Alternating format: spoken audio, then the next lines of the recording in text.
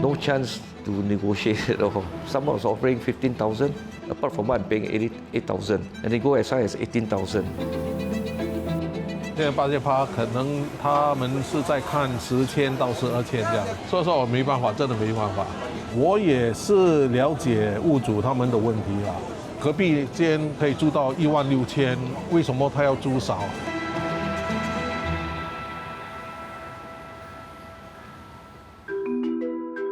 ？2022年，蔡龙宝从雾落咖啡店的小摊位搬到牛车水的这间店屋。他以母亲最拿手的娘惹料理为招牌，开了一间主打娘惹美食的小酒馆。但这一切只维持了1年，他因为无法负担续约租金，在2023年底结束营业。I'm getting 8 was quite good, but I expect the price to go up. When the lease was up, then you get a lot of agents coming in with lots of offer, mainly from Chinese nationality. I understand from the agent was like someone was offering 15,000, and they go as high as 18,000. Obviously, no room for negotiation at all. So we have to prepare and back out.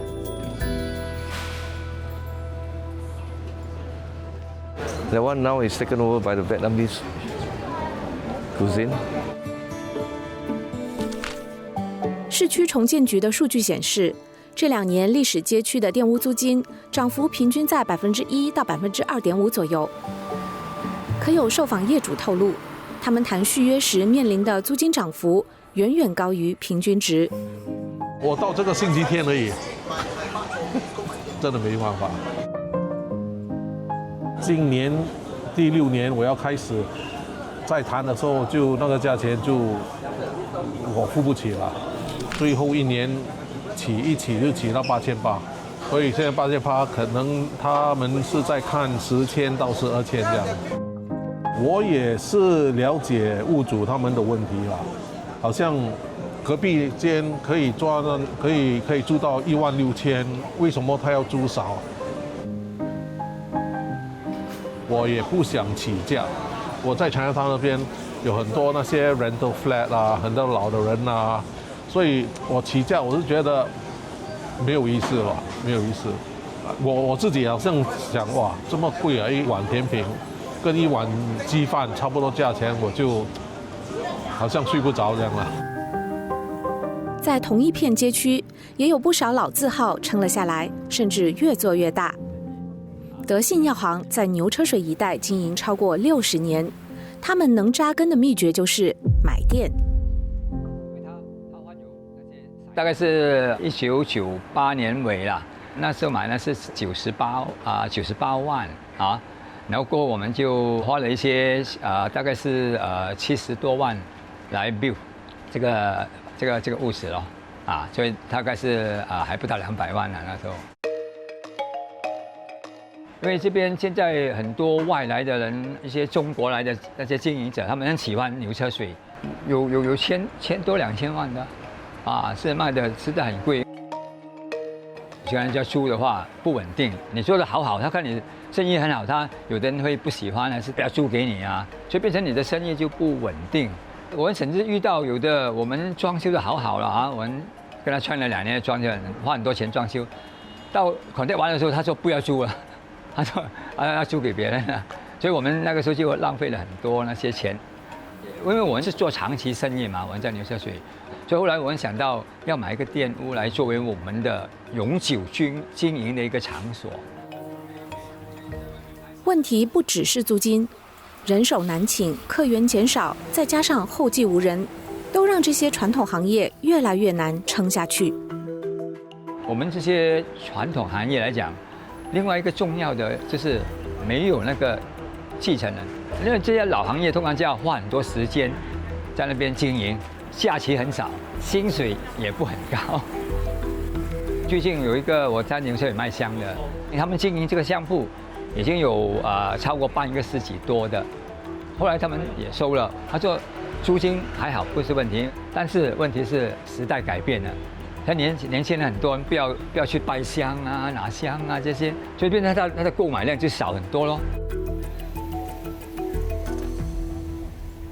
讲真的，我是觉得这边整个 Chinatown 的人潮已经走下坡，尤其在这个今年过年的时候，差，真的很差。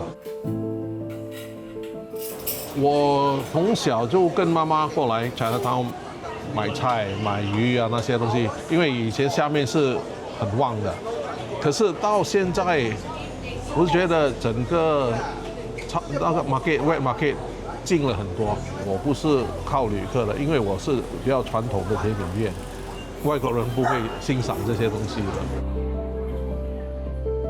越来越多本地商家退出，外来品牌不断涌入，这些历史街区原有的风貌似乎在慢慢淡去。If you count, we have about 4 or 5 Xiang Cai. On Smith Street itself, I think it's quite obvious if you can count. Every store is just no longer hold the local flavor, and they're all foreign owned or foreign run. I don't feel that I can relate to the kind of food that they're serving. Mainly, the cultural flavor is so diluted. This is, after all, Singapore Chinatown. And it's kind of sad if we don't have this temple, you can't even describe Chinatown. Chinatown has lost quite a fair bit of the food culture there. Everywhere, every corner is mala. But I guess it lost it, say years to come. The heritage, the culture. The speaking culture has been Cantonese. Now it's Mandarin. 类似的情况也出现在其他历史街区，比如甘榜格南。为了让这些老行业可以继续做下去，当局最近和街区商会合作，为本地商家提供更多支援。Manpower, yeah, one of the main headache. I mean, this is from the business owners. We do have a youth organization called Mabena Youth. We also work with NAFA youth to come into the area to work with the heritage businesses in terms of how to market their products and their services and branding. Under Kampong Glam Alliance, we do take some initiatives to do events and activation to bring in more footfall into the area. We are working very closely with the agency to see how we can actually do a permanent in the future for a work closure at Baghdad Street and Busra Street, so that we can have more outdoor refreshment area and outdoor display area. 在这样的环境下，像龙宝这样想保留传统味道的业者并没有放弃。他现在一边经营居家私厨，一边继续物色新的店铺。下一个目标依然是老区的店屋。Yes, it's the culture and heritage. Because when I have a place on my own, I can always join them for a couple of drinks and offer them some other finger food. This is how I outreach to my customers. Because once they feel comfortable in the area, it's not the food anymore, it's you, the operator.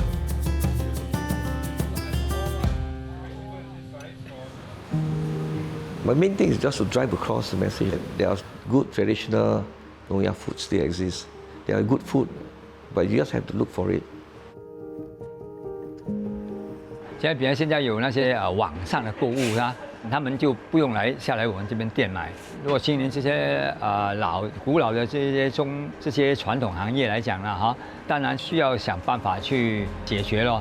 所以变成，比如说我们要提高我们自己的刚才讲的那个竞争能力，所以变成你看我们也要适应整个时代。